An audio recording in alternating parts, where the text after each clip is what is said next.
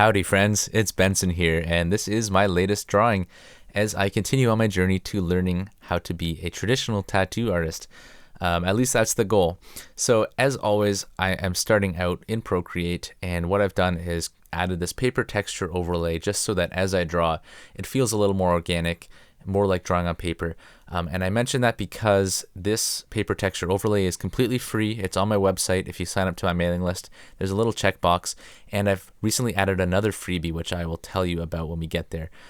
So I use the Procreate symmetry tools to be able to make all four corners the same, and a rope brush, which I talked about in my ship video. And then I started to draw the face. Now this part gets a little funny because the face that I draw at first is really, really bad. And there she is. I think it's kind of hilarious, but you know what? You have to just be okay with doing things badly at first. Like that's how you grow. That's literally the skill that will take you the furthest, is being okay with being bad at first. That's what I'm trying to teach myself recently. Because you can just keep working on it, keep refining. So just get something on the paper. Don't worry about it being bad. Blank paper is the enemy if you want to practice drawing and you're feeling overwhelmed.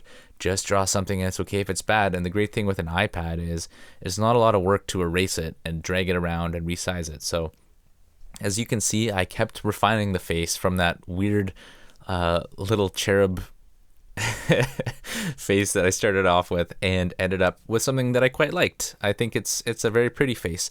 One of the biggest challenges actually was finding a way of making it symmetrical in appearance but asymmetrical. Obviously her eyes are both looking to her right, and her head is tilted slightly, and that can make it kind of hard because the eyes aren't going to be the exact same size and shape, but it's also a stylized type of art in which often the eyes are drawn exactly symmetrical. So you have to play around with it, and that was the biggest thing for me here.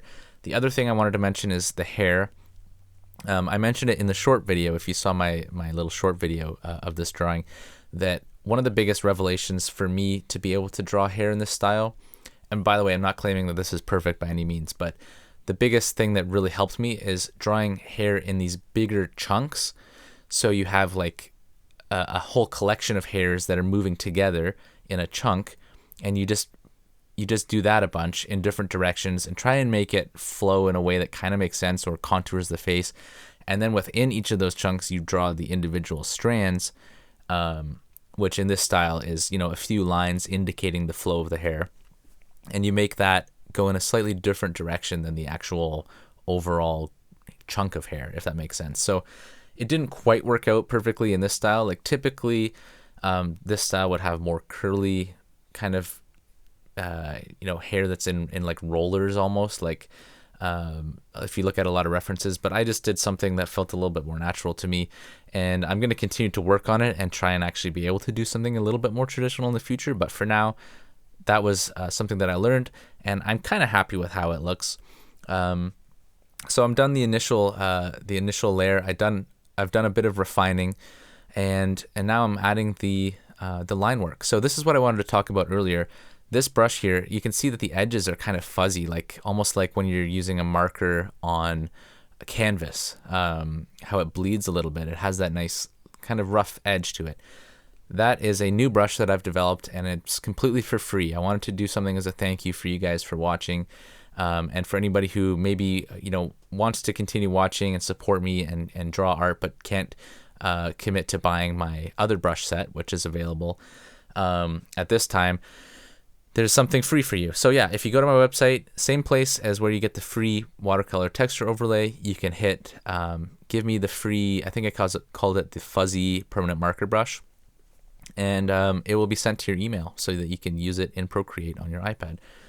And it's a little different from the liner brush that I usually use, which is also kind of like a permanent marker type brush. That one's a little bit more, it's a bit more smooth, a little bit more clean.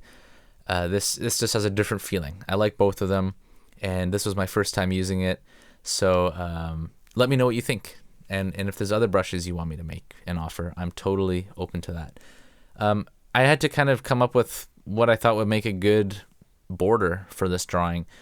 So I ended up with obviously cactuses or cacti and a little skull. and some grass, and just did my best to fill in the shapes. Sometimes what I do, if there's a shape that I want to fill in but I don't know what to put there, I'll just trace the general outline of the gap, and I'll try to stare at it a bit and imagine like what would fit into this shape, and maybe refine it a little bit, and play around and see what your imagination comes up with. In this case, it's kind of straightforward. It's a desert scene. It's gonna have cacti. It's gonna have, I did actually try. You might have seen in the time lapse there. I tried adding a snake. I tried adding what else? Maybe I don't think I did a tumbleweed, but it crossed my mind.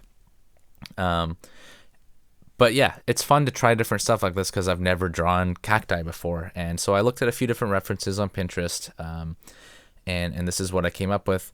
And then I did the rope border and this kind of classic border around her. I'm not sure what that's called, where it's just like yellow with dots in it, but let me know if there's a name for that.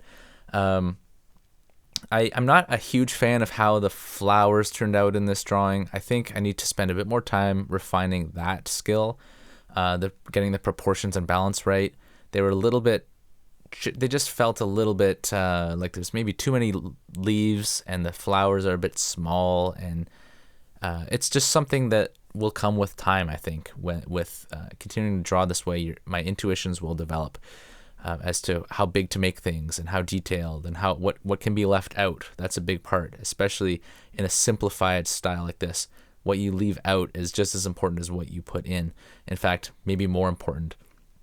And when you look at really good artists, like I mentioned, one of my inspirations is Paul Dobelman, and you look at his Flash, there's a lot that is added in terms of detail, and there's a lot that's left out, and you can't really notice that, but it's what sets apart someone who's done this for a long time and someone like me who's just kind of getting started in this, and dabbled in it for just a couple years now. So this is really my first year being consistent with it. Thanks to this YouTube channel, I am trying to post almost every week, and so yeah, hopefully that's giving you guys something, if you're watching this, that is valuable. The color palette is also different in this drawing. As you can see, I'm adding color, and same as some of my other drawings, you can just find different colors online from different pieces of art that inspire you, and pick and choose, color drop from them, and make your own palettes. So that's what I did here. Something a little bit less traditional, more of like a mint green, and I think it adds a nice kind of modern touch to it that's a little bit different than the typical darker green that you see with a lot of Flash. I'm pretty happy with how the face turned out. One of the challenges there was shading, was that the hair is black and I wanted the shadow of the hat to be black. I ended up just kind of going with it and having the shadow at the back of the hat so that the hair isn't completely lost in terms of its outline. There I am actually doing it right now, as I mentioned it, perfect timing. But those are things that you have to play around with and think about, okay, what's going to be black here? Am I going to be able to still see the overall outline? In this case, because her hair was a little bit crazy, it kind of worked to mask and obscure her hair a little bit, because I would probably do it differently if I did it again. But yeah, just figuring out shading and thinking about what colors are going to brush up against each other is something that is good to do. Hopefully you like the multiple camera angles. I know this one's a little bit too zoomed in here, but that was something that I experimented with for the first time in this video, and it was a lot of work. And I think going forward, I'm going to stick with the one camera angle because this was a little bit annoying to edit, I'm going to be honest. Then I had to decide, like, how much color do I want in the sand? Do I want the whole thing? Because I didn't want to just leave it blank, because I wanted more contrast around her face, right? So I knew I wanted to leave the part around her face to be just background colored, like white almost. And so I thought I should probably add some sandy color so that there's not too much white, because you want like a certain balance. You want about a third to be color, a third to be negative space or skin tone, and a third to be black shading. So I've talked about that as just a guideline before, and I think it is valuable to keep in mind. You don't want too much negative space.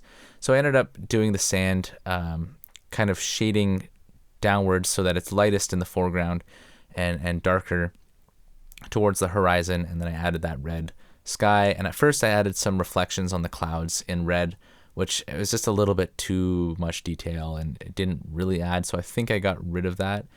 But I do really like the way that the silhouettes of the cacti pop out against the red sky. That was cool. That's a point of maximal contrast. And just filling in those cacti completely black is a great way to kind of imply that they're distant, and it shows the light sources coming from behind. So that's something that I was happy with. And there's not really a whole lot else to say. I guess I'll just let the time lapse play out. And I will also mention, while I have you, that I have released a t-shirt with the design from my Battle Royale drawing. And that is live, and people have bought it, and I really appreciate that. So thank you so much to those who have. If you're interested in it, it's a really cool shirt. I got one for myself. Not saying it's cool because I drew it, although maybe that, hopefully you think that.